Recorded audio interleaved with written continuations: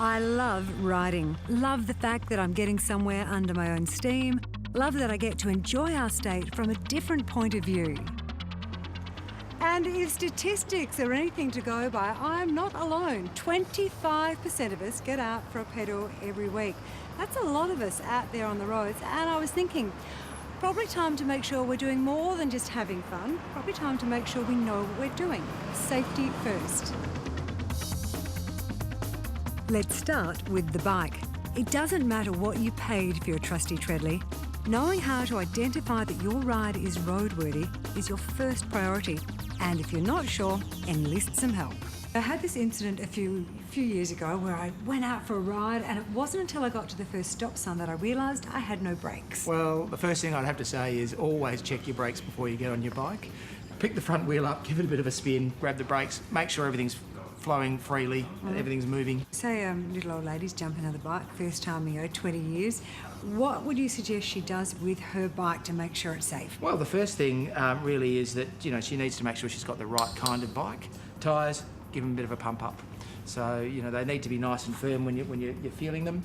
Your saddle, if you haven't actually used the bike for some time, make sure that it's still in a good position, it's nice and firm. Of course, your chain down here, you need to make sure that it's sitting well on the back of the bike, and also that it's not rusted. So, once your bike is up to scratch, how about the rider? Let's start with a helmet. Now, what you wear is just as important, and I'm not advocating rushing out and buying a whole new wardrobe of Lycra. You just need to wear colours that are really bright. If you've got a high-vis vest, stick it on. The aim is to be as highly visible to the other road users as possible.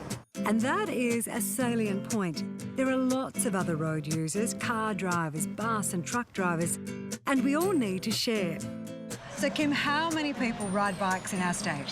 Western Australia has the highest rate of bicycle cyclists in the country.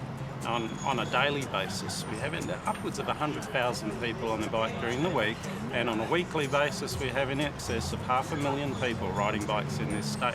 So, talking cars, do bike riders have to follow the same road rules as car drivers? Absolutely. The rules of the road are applicable to everyone. Cyclists have to have a white light and a red light on their bike. All cyclists? Yep, all bikes. Okay. It's a safety issue. They also have to have a bell or a horn on the bike. Each bike must at least have one brake attached to it. And how about car drivers? What do they need to take into consideration? The number one frustration expressed by cyclists is the overtaking distance that cars approach. We recommend minimum a metre. Give people room, make people feel safe on the road. It is about mutual respect. I hope those safety tips were helpful. I know they're a bit obvious, but it never hurts to have a little bit of a refresher. And remember, sharing the road's most important. And talking about sharing, I'm off to share a bite to eat now. Enjoy.